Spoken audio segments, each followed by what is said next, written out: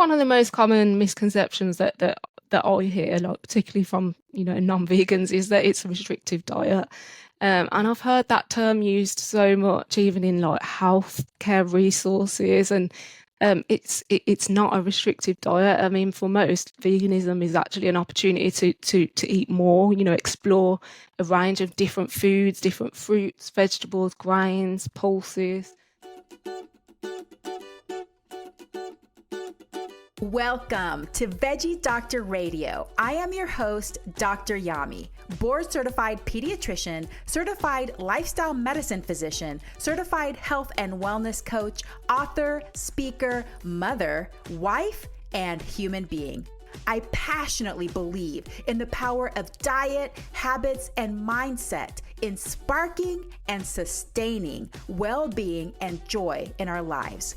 This podcast combines expert interviews and thoughtful monologues to explore plant-based nutrition, lifestyle medicine, parenting, mindset, and other exciting and fun topics. I hope that these episodes inspire you, uplift you, and equip you with the knowledge and tools to live your best life. Are you ready to get started? Let's do it. Hey, veggie lover. Welcome back to Veggie Doctor Radio. Today, I speak with Andrea Rymer, and she is actually a dietitian with the Vegan Society in the UK. So we have a really fun, interesting conversation. Remember that the information on this podcast is for informational and educational purposes only. It is not meant to replace careful evaluation and treatment by healthcare professionals. So if you have concerns about you or your child's eating, nutrition, or growth, please consult a healthcare professional. Who is Andrea? Andrea is a UK registered dietitian who chose to study dietetics to combine her love of food and cooking with nutritional knowledge. She has specialized in hospital catering, learning disabilities, and weight management. She is now using her catering and dietetic skills to support the work of the Vegan Society. Andrea is registered with the Health and Care Professions Council and is a professional member of the British Dietetic Association. And in this episode, we talk about the Vegan Society, the OG. So this is where the term veganism even came from. It's been around 80 years. So we talk about what they do, what kind of programs they promote, and why they do the work that they do. We talk about Andrea's vegan journey, what it was like being a dietitian, being a vegan dietitian before her work here at the Vegan Society. And we talk about trends in the UK for veganism, grocery stores, restaurants, those kinds of things. What she thinks is the most common misconception about vegan diets, why she sees people struggling when they transition to a vegan diet, what the most common reason is for that, and what the top reason is that people quit a vegan diet. We also talk about what vegans can do to support new vegans in their transition and what new transitioning vegans can do if they feel like they don't have enough support around them. So it's a really great episode. I think you get some good tips, especially for people that are starting this journey, transitioning to a plant-based or vegan diet. I think this is a really great episode. Thank you so much for being here. Thank you for listening week after week. I appreciate you so much, and welcome to my new listeners. I hope you love it and find something that will empower you and inspire you, and maybe also share it with your friends and family. So thank you so much. And now let's welcome Andrea Rymer. Andrea Rymer, welcome to Veggie Doctor Radio. Thank you for having me. I am really delighted to have you here today. And my family and I, we were in the UK last summer. We went to England, Scotland, and Ireland. And I know that, when I've done presentations and done research on veganism, the Vegan Society is a very important part of our history. So I'd love to know, what is the Vegan Society? How long has it been around? And currently, what is the mission of the Vegan Society? Brilliant question. So the Vegan Society, we're a registered charity. Our role is to raise the profile of veganism. We're actually celebrating our 80th anniversary next year. So it was founded in 1944, and we actually coined the term veganism, which, kickstarted a global movement. So each year, our mission is to help more and more people to go vegan, to stay vegan, using a positive approach towards hopefully a future world in which humans don't exploit other animals. So some examples of the way that we do this is We have a vegan rights movement, so we advise people on vegan rights, to tackle discrimination. So anybody that might be discriminated against on the grounds of veganism in their workplace, or, for example, children in schools. So we do have a rights organisation that do help with those. We run a variety of campaigns. So a few examples is Plate Up for the Planet, which focuses on carbon emissions, reducing your carbon footprint through diet. Vegan and Thriving, which is very health focused. So how to follow a well-balanced vegan diet and thrive on a vegan diet. And another campaign is Live Vegan for Less. So it's all about sort of eating a well-planned vegan diet on a budget. We also strive for policy change, so we raise a lot of key issues with UK politicians. One example is Play Fair with plant milk. Schools in the UK, children get a free issue of cow's milk. So what we planned to do, what we tried to do, was to get that extended to be plant milk as well for anybody that chooses to follow a vegan diet. And it was actually successful in Scotland, so somewhere where you've visited recently, but unfortunately not in England yet, so we're still working on that. Also, we trademarked thousands of products, including cosmetics, clothes, food and drink. So that always makes it easier for, people looking for vegan products. Our trademark is quite visible on packaging for thousands of products. And also myself, I work for the nutrition team. So we provide evidence-based information, resources, and answer any nutrition-related queries. Cover a lot of different areas where we can raise our advocacy and just kind of move the needle, try to make an impact in the exploitation of animals. And 80 years, that's a long time. And it feels like it, veganism, of course, the term has only been 80 years, but it's been around for longer than that. But it just seems like it should be more than 80 years that it's even been a term, especially now how it's picking up. Well, I'd love to know about you a little bit more personally. So where in the UK are you from? And tell me a little bit about your vegan journey and your work as a vegan dietitian before you came to work for the Vegan Society. What was that like? Was it ever a struggle, especially being vegan as a dietitian? Yeah, it's funny because I actually listened to one of your episodes with Brenda Davis, and I could relate a lot to sort of her journey with veganism from working, as a dietitian and working within that industry, which a lot of the time can be quite heavily focused on animal protein. And sometimes, you do have reservations with bringing veganism into that speaking about it with your colleagues and things. So I could definitely relate to that. So yeah, just to start off with me, I'm from Birmingham, which is actually where the Vegan Society, our office is based. Obviously, we're a global organisation, but we're actually based in Birmingham in the UK, which is where I'm from. I currently live in Hinckley, though, in Leicestershire, so it's not far, but still Midlands. And so I went vegan in 2014, and it was when I was studying to be a dietitian. So I hadn't actually graduated at the time. So before I started studying dietetics, I actually worked as a commie chef in a hotel, quite a busy hotel actually. So worked in a lot of the different kitchens, so from buffet to fine dining to the 24-hour bar with bar snacks and things. So and I chose to study dietetics because I had an interest in nutrition, and I wanted to combine that with my love of food and cooking with nutritional knowledge, and to help people to eat well. So during my studies, I was scrolling on Facebook one day when I should have been doing my coursework, and I actually caught a clip. I caught a clip of a documentary called Earthlings, it's quite a disturbing documentary. It's I don't know if you've seen it. I'm sure a lot of you listeners might have heard of it. What it does is it exposes the meat and dairy industry and the fishing industry. I'd only caught a clip of it, and just straight away I had to stop eating meat, and I went vegetarian. But then after a few months, I thought I need to watch the whole thing. Then I watched. Obviously I saw the horrific footage of the fishing industry and the dairy industry, and I committed to a vegan lifestyle in 2014, and I was actually on placement on a work placement at the time throughout my studies. So then I graduated in 2015, and I worked in a number of different settings actually. So I've worked in a community setting with adults with learning disabilities, so that was a lot of tube feeding. And a lot of the feeds that do go through a tube are not, there actually isn't a vegan feed available. So yeah, a lot of them are milk based. The closest thing to a vegan feed is a soya feed, but it still does have vitamin D, animal derived vitamin D in it. So not suitable for vegans completely. And a lot of the time it does depend on clinical circumstances whether people use that feed. So yeah, there was always sort of barriers between, my beliefs and my practice, my professional practice. I also worked in weight management and hospital food services as well.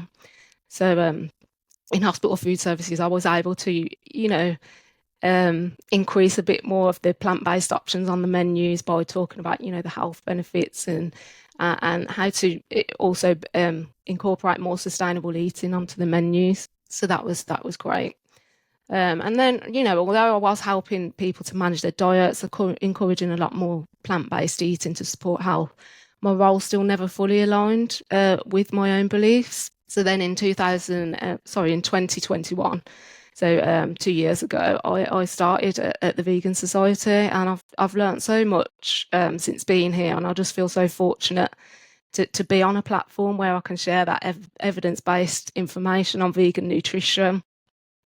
And then last year, I even had a baby boy in February last year. So, I've now got that first-hand experience of raising a vegan child, which is always a controversial topic. And I'm just glad that I'm in a position where I can provide that reassurance and, to vegan parents that we can raise vegan children healthily and that, they can follow well-balanced, well-planned diets without compromising our beliefs. That's amazing. What a journey. And you've had such a diverse background, which is good because it gives you perspective as well and helps you see the reality of the world. Especially, I feel that seeing hospital food is very sobering.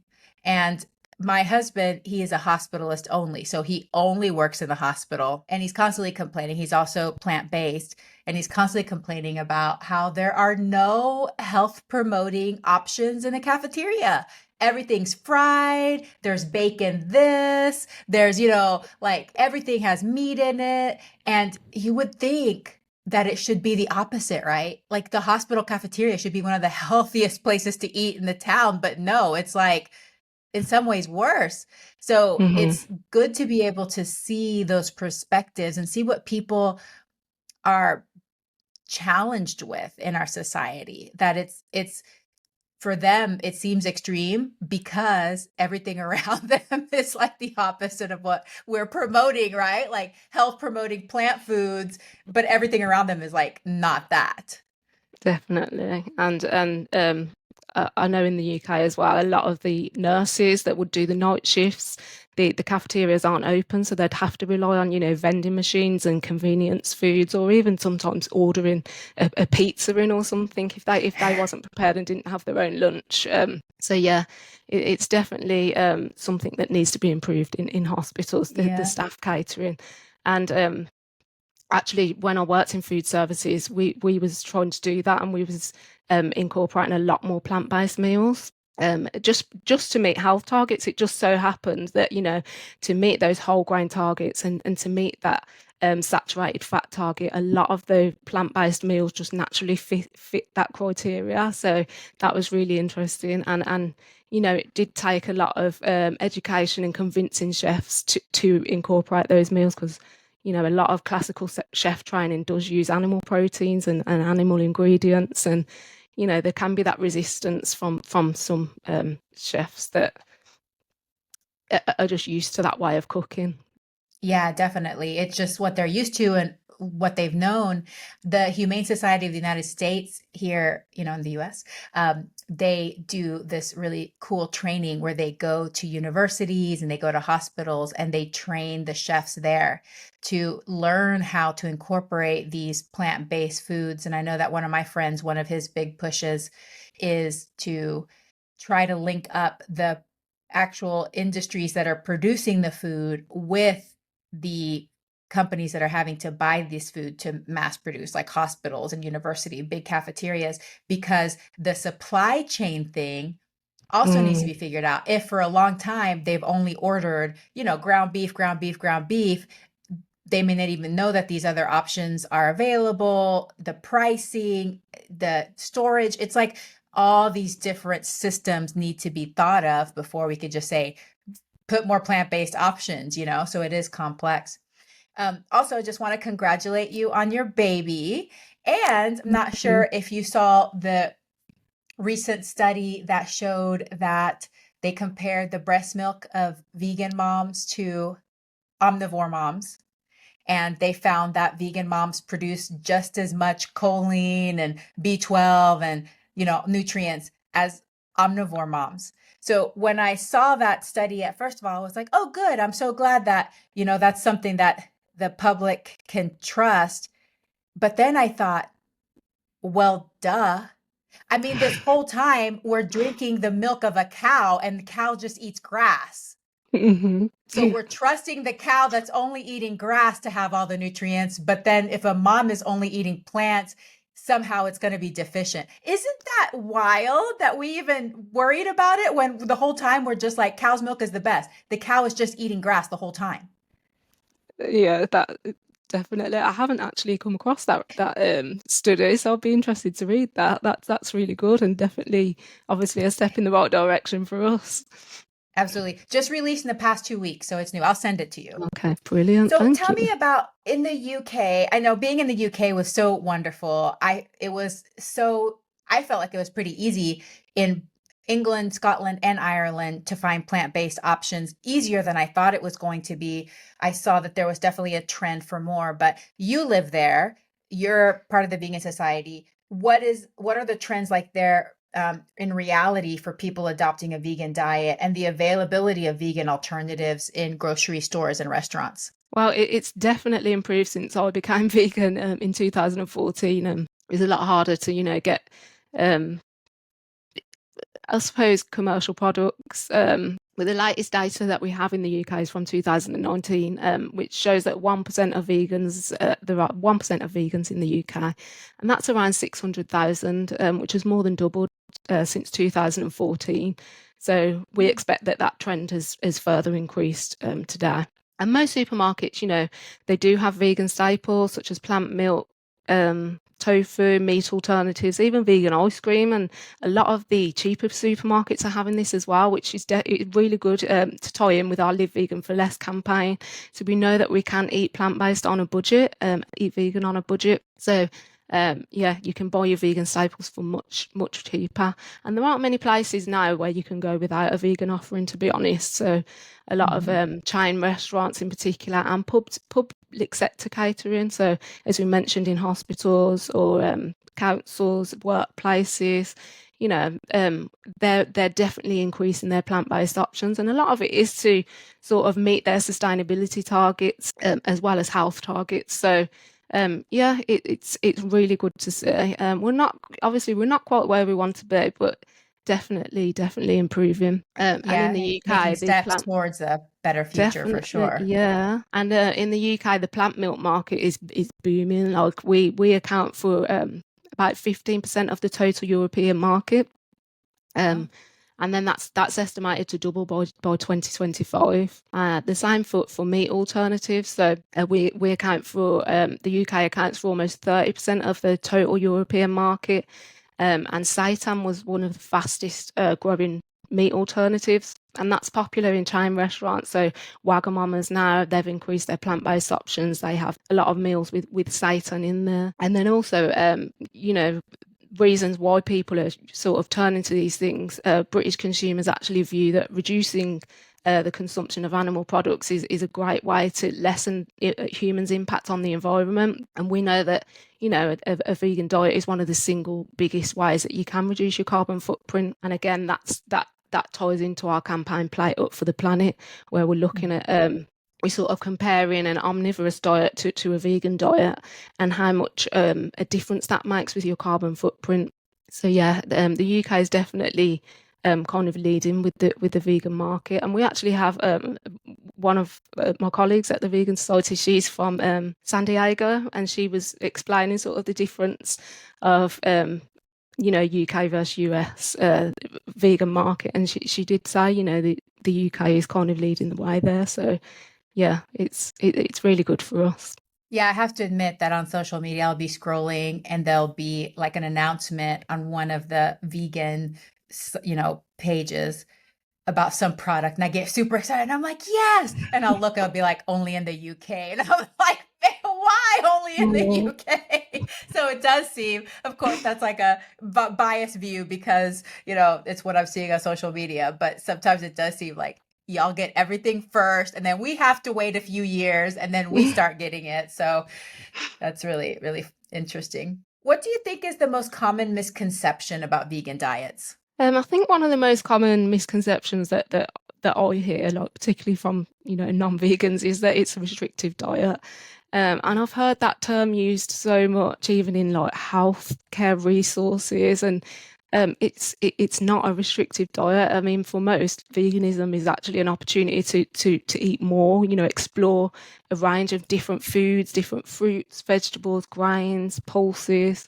Um, going vegan can allow you to experiment in the kitchen, enhancing your cooking skills, experimenting with different flavors.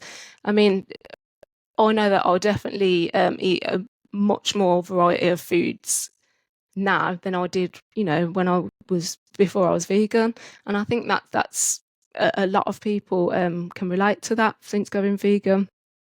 So, um, making creamy sauces from protein-rich ingredients like silken tofu, cashew nuts, you just get a bit more experimental and yeah, it's far from restrictive. The vegan diet is anything but restrictive. So I'd love to hear people stop using that phrase for a vegan diet because it's just simply not true.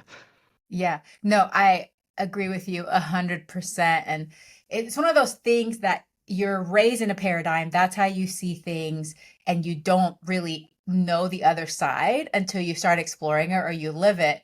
And it just hit me one day when I was doing research. I was going through like all the different categories of, different foods like legumes, and, I was doing different kinds of fruits and things like that. And I found that there's over 4,000. No, there's more than that. It was like over 50,000 edible plants. Mm. And, for each category, like over 400 legumes and like thousands of fruits and vegetables and all of these things. And then I was kind of counting, okay, how many different animals do we eat on a regular basis that we're raised on? It's like, okay, we eat chicken, we eat beef. Some people eat pork, some people don't eat pork. We have eggs, we have dairy. I was counting it really. If you have what would be called an adventurous diet, you may eat about 10 different animal products Hmm. compared to like thousands of plants. I mean, how is that restrictive? It's not. It's actually Exactly. better for your microbiome. It's more fun for your palate, tasting some of these things that you aren't tasting, or the textures of these different plants. It's just, even just thinking about mushrooms, like the different flavors and textures of different mushrooms, and there's hundreds of different mushrooms. It's definitely not restrictive. So that is a Hmm. limiting belief. That is a paradigm shift that we all need to start making, and I 100% agree with you. Well, what do you see people struggling with the most when they transition to a vegan diet? What is it that they're needing help and resources with when they're first stumbling their way to adopting a vegan diet? Yeah, I think a lot of people, they'll dive into veganism for the right reasons, but not necessarily plan accordingly. And obviously, it's a big lifestyle change. So with any lifestyle change, it does require planning. So with veganism, nutritional planning is key. So if you don't plan accordingly, you can end up removing big food groups without choosing nutritious alternatives. So, for example, replacing meat with vegetable alternatives such as mushroom burgers or you know jackfruit meat alternative, and these are vegetables. They don't hold the same nutritious value as meat. So we need to make sure that we're making those smart swaps. And by not doing this, people are failing to meet protein energy needs, not fueling the body correctly, and then could end up being really tired, fatigued, even missing out on minerals such as iron and zinc, which are found in a lot of plant proteins. So leading to deficiencies, lethargic symptoms, and that's not a concern for people that are following well-planned vegan diets. So the message about well-planned vegan diets does need to be out there.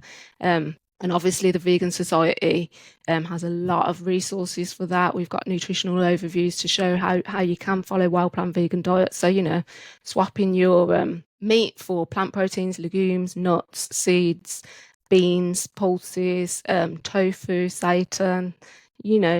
There's so many plant proteins that you can replace meat with. And we know that, that the British Dietetic Association and the American Academy of Nutrition and Dietetics, they support the message that well-planned vegan diets can support healthy living in people of all ages. So any beliefs against this are always challenged. So, I don't know if you've ever caught media headlines, like we see them all the time, like a journalist has tried going vegan for 2 weeks or something, and then just lists all of the symptoms that they had and why they had to eat meat and dairy again. And it's just simply not true. It's just because they haven't planned accordingly. Yeah. And I will say that there's probably, I see a few different things happening there too. First of all, there's genetic differences in volume of food and the tolerance that people have of volume. So I've never ever had a problem with not eating enough. Okay. So I'll just tell you right now, like my body is very good at telling me how much to eat, and probably I go over a lot of times, so I never had that problem when I transitioned that, oh my gosh, I'm so hungry and fatigued. No, because I ate enough and I was eating, nut butters and beans and dense foods because my body tells me that that's what it wants.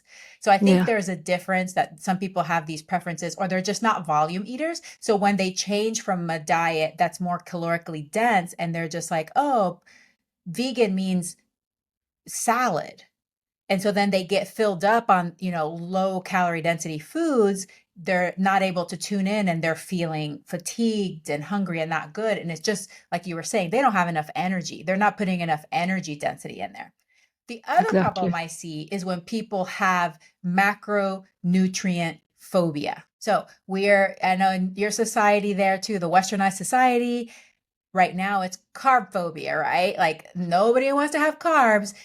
75% of whole plant foods, and if you eat a whole plant food diet, it's going to be like 75% carbohydrates. So then if you're going to try to switch and you want to avoid, quote, carbs, you're going to end up eating a lot of low calorie density vegetables, and you're not going to get enough energy and you're not going to feel good. So I think whenever we head into a vegan diet, we do have to be mindful of eating a variety of foods, the fruits, vegetables, whole grains, but also beans, nuts and seeds, the lentils, making sure that we're getting those more energy dense foods and not just eating a bunch of fruits and vegetables and thinking that that's going to be enough. So I definitely see that as well. Definitely. What would you say is the top reason that people quit a vegan diet? I think, again, lack of planning, resources, lack of support from friends and family. So, despite an increase in vegan products, we're still a minority. Vegans are still a minority, and public health guidance does reflect this. So with many health initiatives, they're not fully vegan inclusive. So sometimes it can be hard for people to get that information, to follow well-planned vegan diets. Obviously, as mentioned, the Vegan Society does have all of this information, but if people are not aware of us, they or of other reputable resources, then they could end up not following a well-planned vegan diet, not meeting their nutrient needs, and then quit. As I mentioned, we've seen all these media stories of journalists doing it, and sometimes people then that stereotype then gets reinforced when people read these things and like, oh well, I feel like that as well, so I'm going to quit. So if somebody's not fully equipped or supported, then we won't do things correctly, and that can lead to failure. But I think the important thing is with any life goal, you focus on your reason for doing it in the first place. So I think what a lot of vegans do have in common is that we do have compassion for animals, and sometimes that's the key reason for choosing to go vegan in the first place.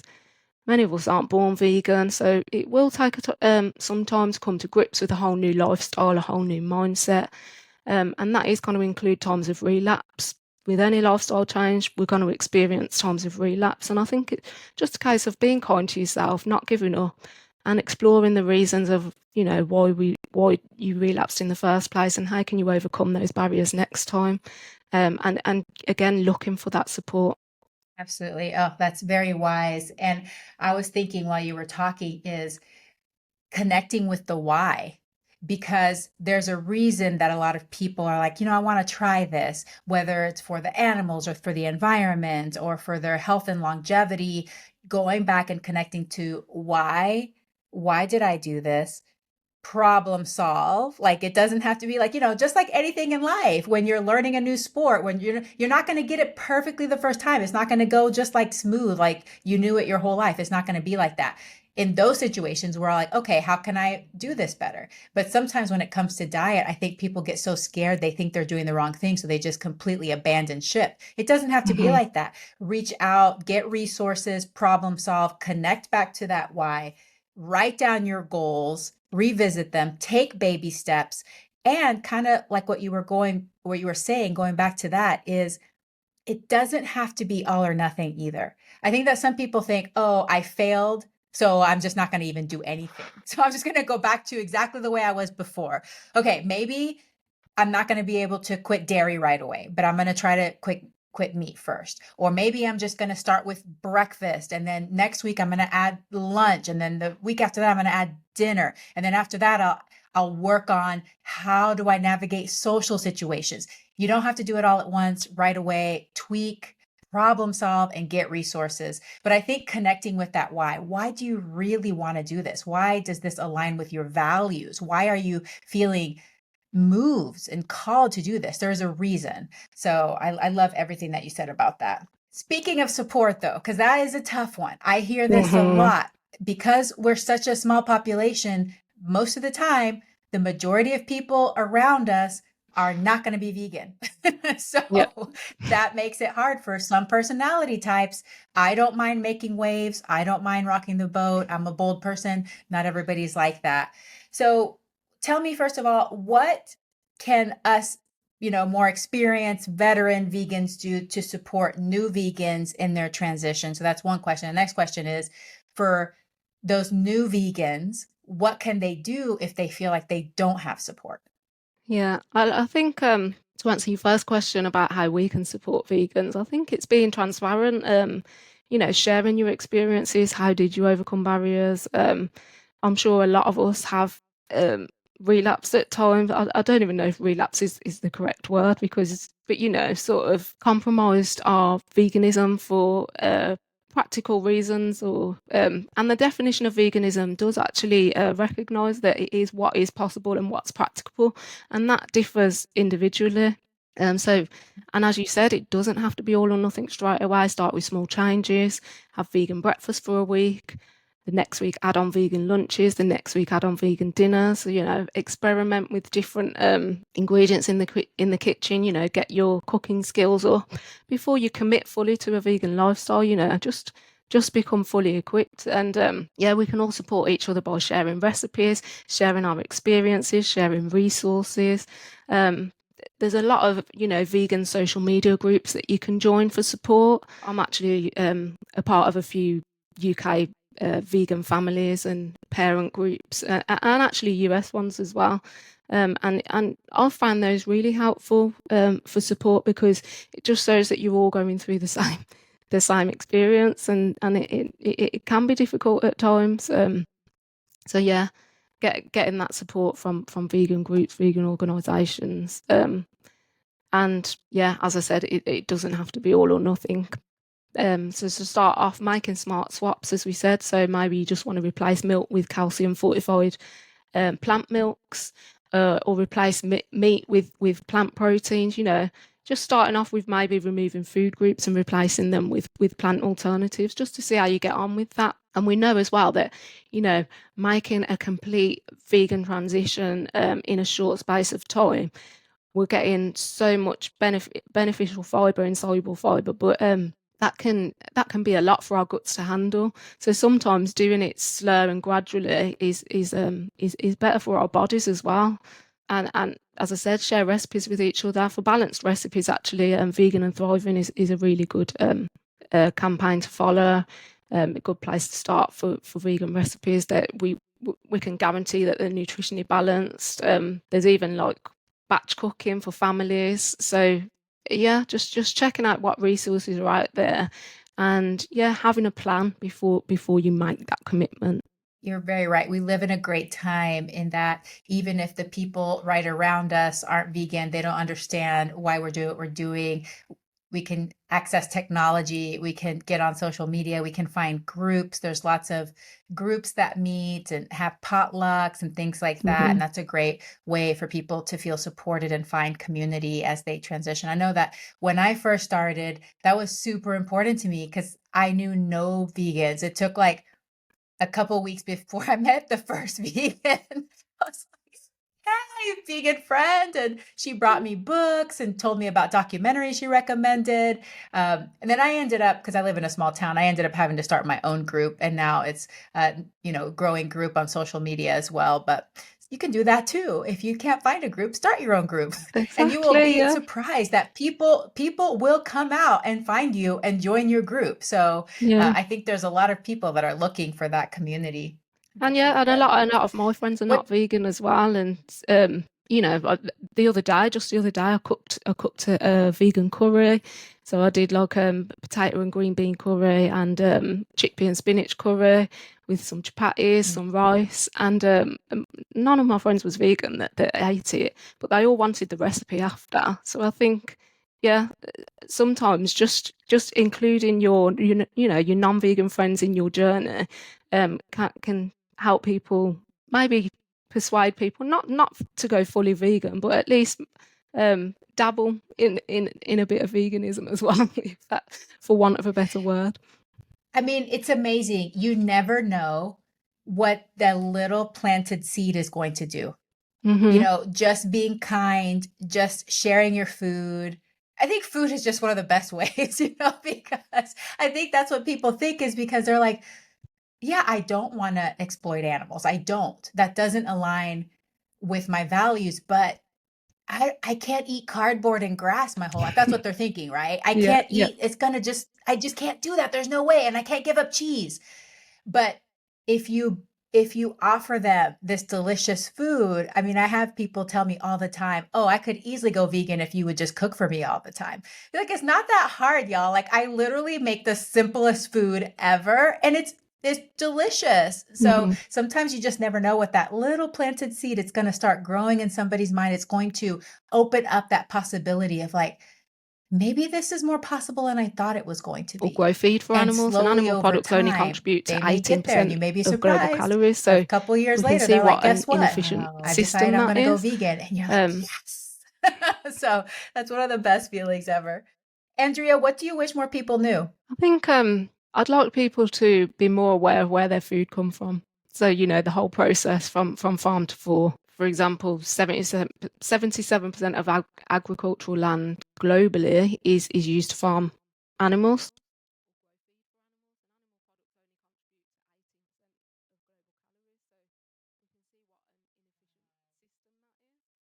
Also, agriculture and livestock farming, they're the biggest contributors to greenhouse gas emissions, deforestation, biodiversity loss, soil pollution, and as well as land and water use. So, just for people to be a bit more aware of what their eating behaviours are contributing to. And, for example, a global switch to vegan diets would reduce food's land use by 76%, greenhouse gas emissions by nearly 50%. And I know these are just kind of figures, and a lot of the time this doesn't mean anything to people, but because they're just kind of statistics.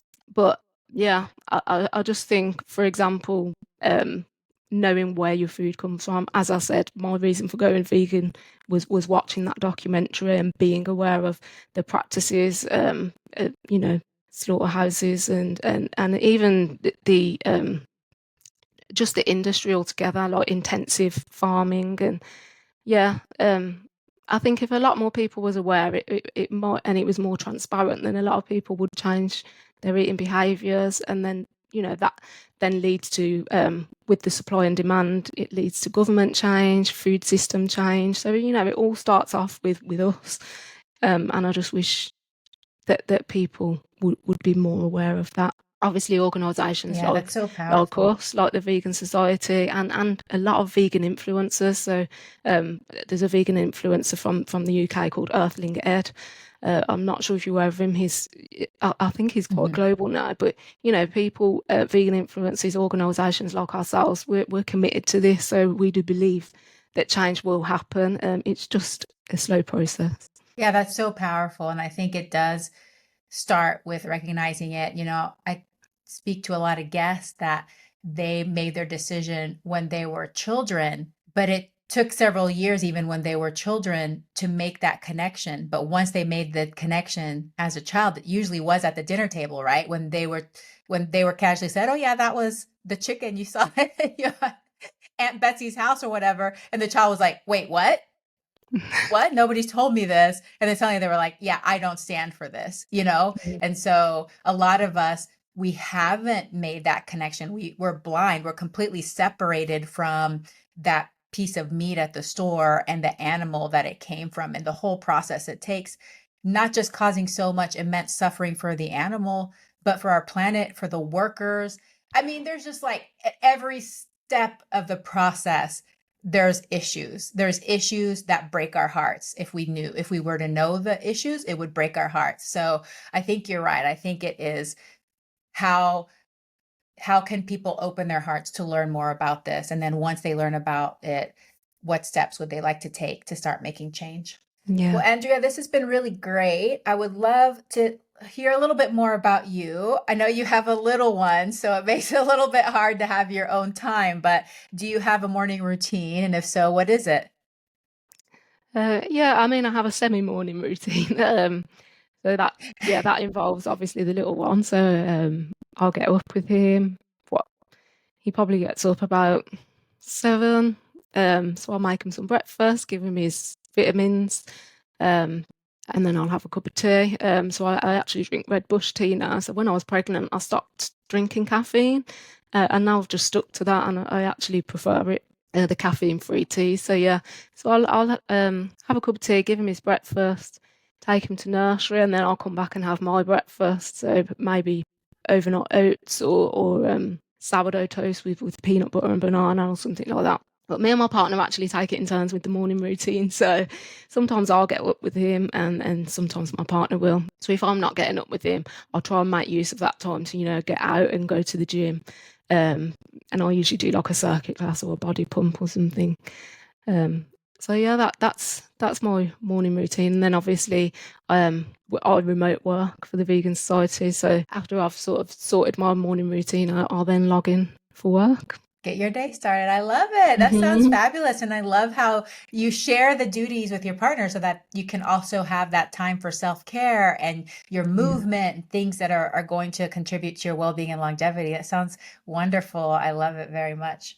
Well, Andrea, can you tell us where listeners can connect with the Vegan Society? I know you've talked about a lot of the resources, but maybe just briefly cover again the resources that they can find and how they can apply them to their lives. So we've got a range of resources on well-planned vegan diets. So vegansociety.com/nutrition. We've got nutrition overview, where people can, compare their diet and notice if there's any obvious nutritional gaps and, where they can fill those in. Also, many of us are being hit by the cost of living crisis. So again, our Live Vegan for Less campaign can help vegans on a budget to eat nutritionally balanced diet. And some of the plans for the campaign this year include a series of cook-alongs, student shopping baskets and menus, and summer barbecue recipes. So, following that campaign through our website is a good way to sort of keep on track with your vegan journey. Yeah, vegansociety.com/nutrition is where you can find out more about well-planned vegan diets. I love it. Okay, last question. Leave us with your top 3 ways to optimize nutrient intake on a vegan diet. So as mentioned throughout, making smart swaps. So, replacing animal foods with alternative sources of nutrition from plants. So swapping animal protein for quality plant proteins, cow's milk for calcium, fortified cow's milk, and you know, oily fish for seeds rich in omega-3. My second top tip would be to eat a rainbow of fruit and vegetables. So, you know, you're getting the nutritional properties from each. So, for example, your green leafy veg, you're going to get your vitamin K. Your orange coloured veg, you're going to get your carotenoids for vitamin A. And, you know, berries, peppers, citrus fruits, they're going to be a great source of vitamin C. And vitamin C also helps with iron absorption. So eating vitamin C with your plant proteins that are rich in iron can maximise that absorption. And then lastly, make sure that you supplement accordingly. So remember, things like B12 it's not found in plants, so the only reliable source would be from either fortified foods or supplementation. Also, most plants don't need iodine or selenium for growth, and vitamin D, its primary source comes from sunlight. So, you know, if you don't have access to sunlight, then all of these nutrients will be hard to get from a vegan diet alone. So supplementation should be carefully considered, and we actually market a supplement that's specially designed for vegans that contains all the nutrients that deserve attention, what I've just mentioned, and that's called Veg One. I love it. Yeah. And I did a whole series on nutrients of concern for vegans. And one thing that a lot of people don't know too is that your skin color can affect how much vitamin D you are producing from the sun as well. So if you are more fair, it might take less time, but if you are darker in complexion, it could take more time. And especially if you're very mindful of not overexposing yourself to the sun because you want to keep your skin looking young longer and you're putting on lots of sunblock and covering yourself, then you may not be getting that much vitamin D at all from the sunlight. So even though a lot of people want to stay, quote, natural, our lives are not, you know, like we're wearing clothes, we're indoors, we wear sunblock, which is all great things and great advancements that help us. But those are just things to consider when you're planning your supplementation. Well, Andrea, thank you so much for everything that you do. I really appreciate people that work for nonprofit organizations that are trying to help others, empower and inspire others, to help the animals, to help the planet, to help our health. So thank you so much for everything that you do. It was such a pleasure to meet you, and I hope that you have a very plantastic day. Oh, thank you. Thank you so much for having me. I've really enjoyed it. Hey, veggie lover. I hope that you loved today's episode. Will you take a second and do me a huge favor? Please subscribe to my podcast so that you never miss an episode. You're the reason I'm here, and I want to share it all with you. Thank you for listening, and have a plantastic day.